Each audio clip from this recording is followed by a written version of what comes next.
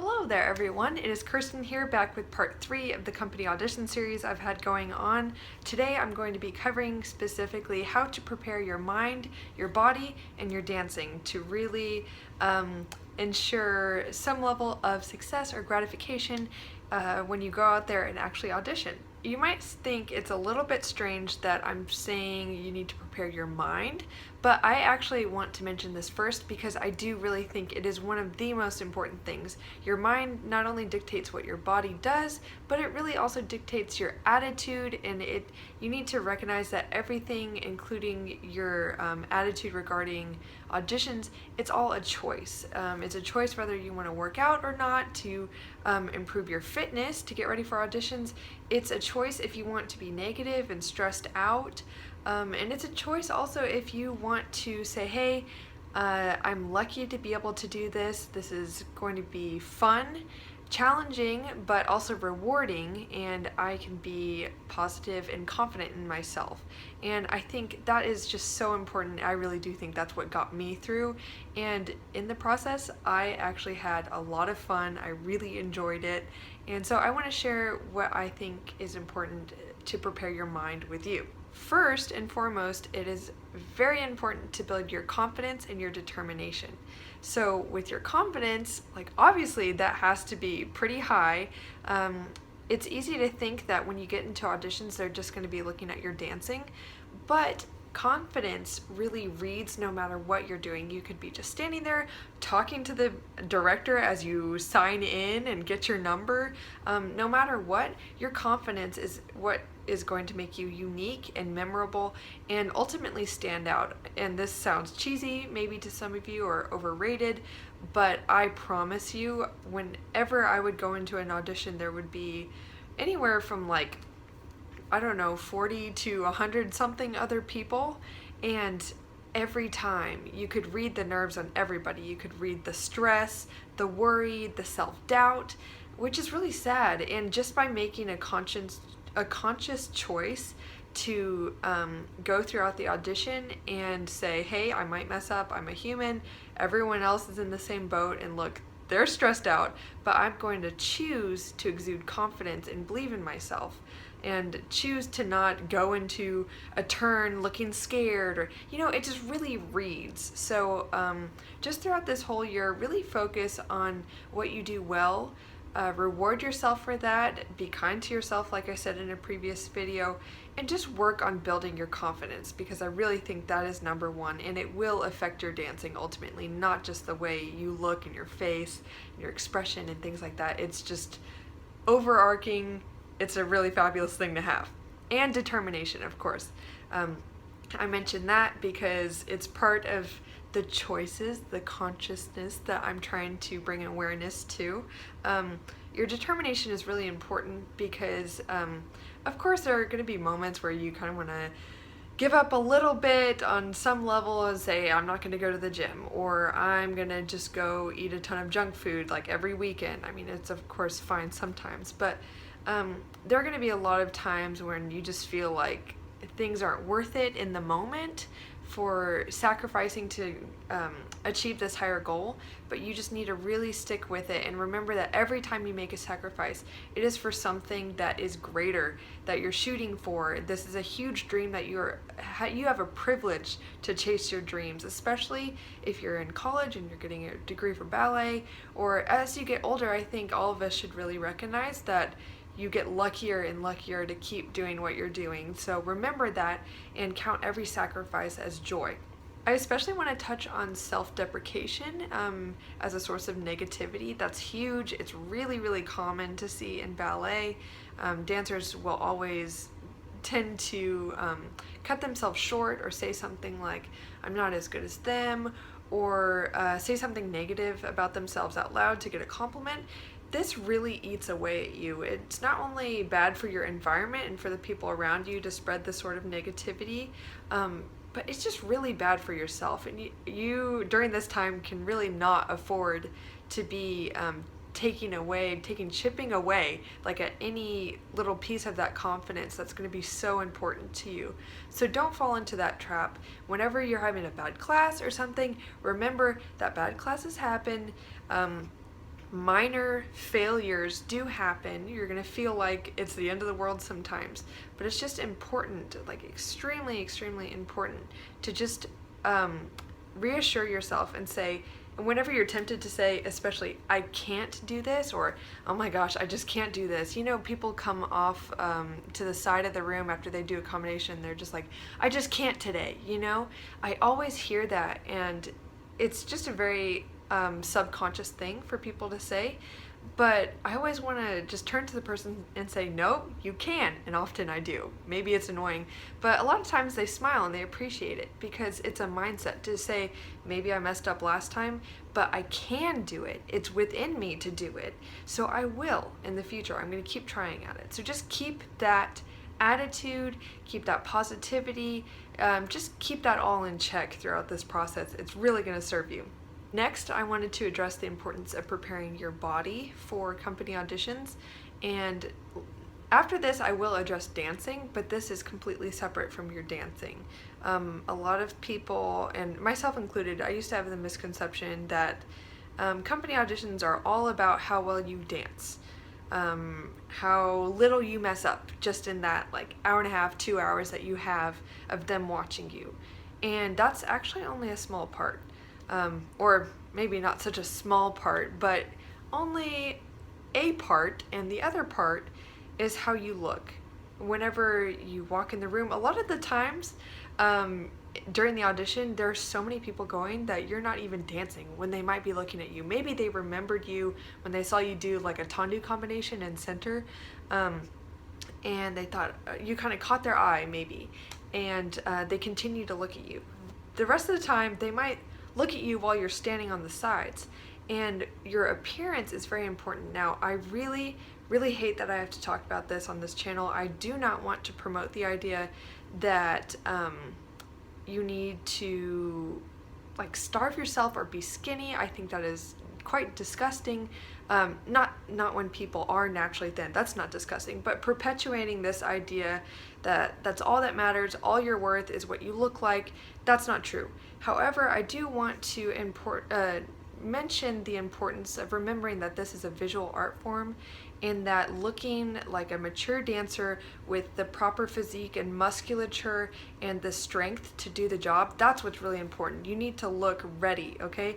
And if you look at a lot of younger dancers, even though they might have the same like fitness level or maybe look just as thin as a professional dancer, the difference in the professional dancer is often these days you're expected to have muscle tone and look very strong, and this is super important. So I just want to encourage you and say, don't like cut your diet in half and start starving yourself. That is not what I'm saying at all. In fact, I really want to discourage you from falling into that trap, as many do when they fall into the pressure of trying to get a job or get ahead in ballet. They think, oh well, I just need to look thin. That's not it, because as you start as you stop nourishing yourself, if you really take away the food that's supposed to be in your diet and cut back too much, that's going to start depleting your lean muscle mass, which is really what you're going to need. And that's, I mean, if you look at pictures of professional dancers, they look like athletes, you know, for the most part. I mean, of course, there are companies like ABT where a lot of dancers, I mean, of course they have muscle tone, but they tend to have much more of like the Russian ballerina look, you know what I'm saying? Although, I mean, of course, like Misty Copeland there is kind of the exception. There are always exceptions, but I just wanted to mention that to you. Like, you need to remember that you need to go in there looking like a company dancer, looking like you're completely ready. So really, I think it's very important to watch what you eat, in the sense that you need to be nourishing yourself with your food. Shoot for like 95% of the time, eat whole foods, nourishing foods, like an anti-inflammatory diet. For a lot of people this means gluten-free, but I'm not saying that is the secret to fitness, not for everyone. But try just eating as many whole foods that are not processed, not manipulated, and that's really going to serve you well. Start cross training, doing it safely so you don't wear yourself out or injure yourself, but start incorporating other exercises into your fitness routine so that you really build up the proper muscle tone, you look strong, and you're really ready to go. Like, cut down on the junk food, not because I'm telling you to not live your life, but it just won't serve you. And just remember, counting every sacrifice is joy. I went through this. It was hard, especially in college, but man, did it pay off. And I'm so glad. I was in the best shape of my life as I went to audition. And towards the end of it, I was so thankful for all the times that I pushed through whenever I just wanted to go out with friends and have pizza or something like that. It's a very sad reality, and a lot of people will tell you who haven't been there, who haven't been in the field, they'll say like, oh no, dancers can eat whatever the heck they want. Sorry, my legs are falling asleep again. They'll say, yeah, dancers can have whatever the heck they want to eat, they burn so many calories. You know what, at the end of the day, it's really not true. You need to treat yourself like an athlete who cares what they're putting into their bodies and really look after your fitness, okay? And yeah, I just don't want to seem negative when I'm saying that. I don't want to perpetuate the idea or the like cult of thin that's going on. And I do have a lot of thoughts on that, so I'll probably make a video in the future. It certainly does exist. There's a lot of very sad situations out there that happen every day where maybe it's not the better dancer that gets chosen, but the thinner one. But again, I'm not about that on this channel. I don't want to be telling this to any impressionable young viewers who are going to take that as, oh, I need to stop eating. Don't do that. Just nourish yourself. Find what balance of macronutrients works for your body. Like for some people, that's higher in healthy carbohydrates, like in fruits and vegetables, whole grains. For other people, like myself, a high protein diet really suits my body well. I feel best when I'm doing a high protein, lower carb. I'm not saying low carb because athletes do need carbohydrates to function, but I'm talking like high quality sources of carbs, but just a higher micronutrient or macronutrient balance of protein and lower on the fat and carbs. That's what suits me best, but you really need to experiment with your diet and find what's best for you. But no matter what, kids, always eat your vegetables. Okay, and on to the last part, I'm going to talk about how to prepare your dancing.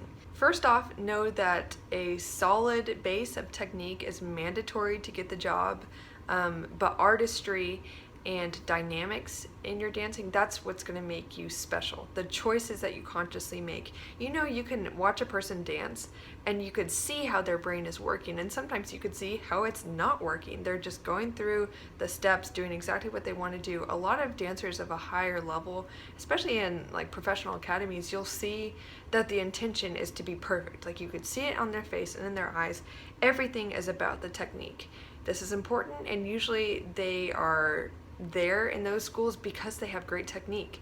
But what's important is that when you get into company auditions, a lot of people have great technique. So how are they going to choose one person with great technique from another? It's the choices you make that bring out your personality, your specialties as a dancer. And I'm not just talking artistry as in the upper body, although that is extremely important. Don't go in there looking really academic, you know. Don't look closed off. You have to look like a pleasant, open person. Really use your upper body, articulate your arms in a way that's not stiff. But one thing that really sets professional dancers apart from good students with good artistry is that they use dynamics and musicality in their dancing. Sorry, I was just checking my clock because it looked like I was cross-eyed. Anyway, they're using dynamics in their dancing and making choices to syncopate a pas de bourrée or hold a balance a bit longer. It's like what I talked about in my experimenting with dancing video, or like how to spice up your dancing. I think that's what I called it. That is what really is important, and that's what's gonna make you stand out. So recognize that. Second, I think you should really know what makes you unique as a dancer and capitalize on that. So if, for instance, it is your footwork work on it even more. You could even use your upper body in a way that's not necessarily looking down all the time, but you can gesture towards your foot. Or, I mean, that sounds really stupid, but one time one of my teachers at Houston Ballet said this to us. She was like, she did a pas de bourrée two ways. One, she was like really looking out and up as if she was looking towards the balcony and she was on stage, and that was really nice, and that is a correct way of doing it, and we're all looking at her upper body. The second way she did it is she went from looking to the audience over at her foot and back up again, and that completely changed everything. It was totally correct, but this time I noticed how good her footwork was. So if that's you, maybe try tricks like that. If you are really good at using your upper body, like your arms are really lovely, really use that to your advantage. Keep working on what makes you you. Even showing your personality through your dancing, that's totally possible. I do this and it like brings joy to what I do. I love it when I feel like people are watching me dance, like they're watching Kirsten do what she loves to do. And for me, that means looking pleasant when I dance, like showing, like I just smile naturally a lot when I dance, not all the time, and I'm not trying to flatter myself either. There are a lot of times I probably look really unpleasant because I'm like suffering as we hold our leg in the air for 8 counts. Like, don't get me wrong, I'm not perfect, but there are so many moments when I just allow myself to enjoy what I'm doing, and that joy, I think, is what I like to do. That's what makes me special. That's how people know that I'm different compared to someone else who maybe is a fabulous technician and has amazing footwork, like I was saying, and wants you to know it. For me, it's like all about the upper body. It's all about showing the love of what I do. So don't be afraid to bring your personality into your dancing. I think that's another thing that will really make you special, and it also makes you look like a person who people want to work with. My second to last point is kind of one that I'm sure you've heard before, and it's to train yourself to learn things very quickly. Show how smart of a dancer you are. Pick up on all the details of the combination, each combination. I don't really feel like I have to go too in detail to this, but there are so many ways that you can show how smart you are by picking up things really quickly, showing that you understand, looking confident. Like there's a way to look confident like the second after they show a combination once. You look like you're ready to go.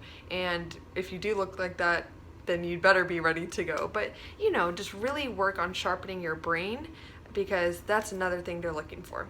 My last point is to practice point work as frequently as possible. Don't slack off on this. I see so many dancers, whenever there's the option to put your point shoes on in the center or go on flat, even if they have a point class afterwards, take that opportunity. Do point work as much as you possibly can, because it will help your footwork, and there's nothing that will hide good footwork. No like grace in the upper body or something, or I think I said good footwork. Actually, I don't know what I said. I've been talking for so long. There's nothing that will hide bad footwork. So yes, really work on that. Be very persistent with your point work. Be as comfortable as you possibly can in your point shoes. And the only way you'll get more comfortable is by practicing more often. So never be shy to put on your point shoes, even if you're the only one in the room putting them on for center work, because that's how an audition is going to be. Okay, so thank you so much if you stuck with me till the end. Stay tuned for part 4, where I'm going to talk about how to prepare your audition materials and set a schedule for your auditions. Please like and subscribe. Please also share this with your friends who are into ballet just as much as you are, or maybe thinking about auditioning. I'm sure this will be helpful to them, or at least I hope it will be. So anyway, have a great day, and I'll see you guys next time. Bye!